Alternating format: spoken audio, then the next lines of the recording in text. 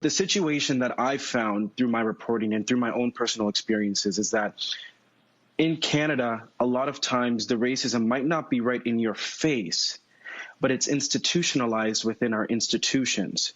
For example, I look at the schooling system, the education system, and there have been numerous reports and numerous dive-ins into the fact that when you look at suspension rates and expulsion rates, when you finally start to collect race-based data, which a lot of times within our institutions here in Canada, that is not the case. And when you do not collect race-based data and you do not have that evidence that you can point to, it's easy to say that this situation is not happening here.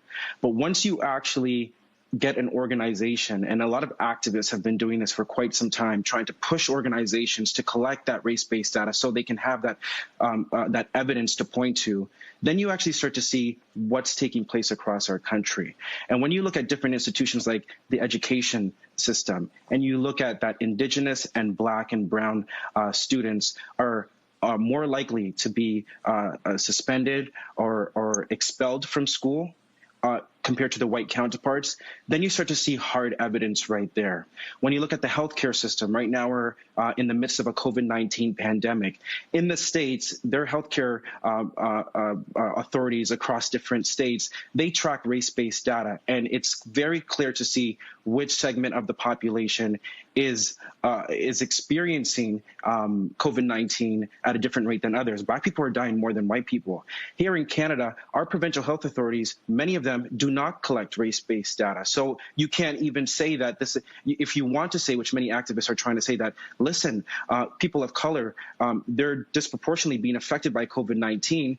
A lot of times on the other end of the spectrum, provincial leaders or ministers will say, well, there's no data to prove that. Well, again, there's no data to prove that because we do not collect race-based data. When it comes to policing, another system in this country, especially carding, this was a big situation that happened over the past couple of years, and many activists who fought long and hard to get police forces to collect that race-based data. So the proof in the numbers could show, after many Black and Brown people said, and Indigenous people said, listen, we feel that we're being unfairly targeted. We feel like we're constantly being carded.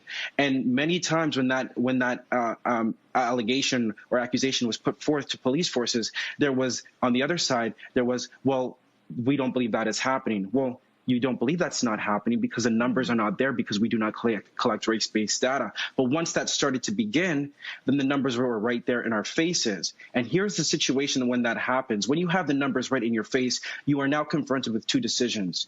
Do you say, well, that's what it is, and you let it go, and you move on with your everyday life, and those people who are suffering continue to suffer?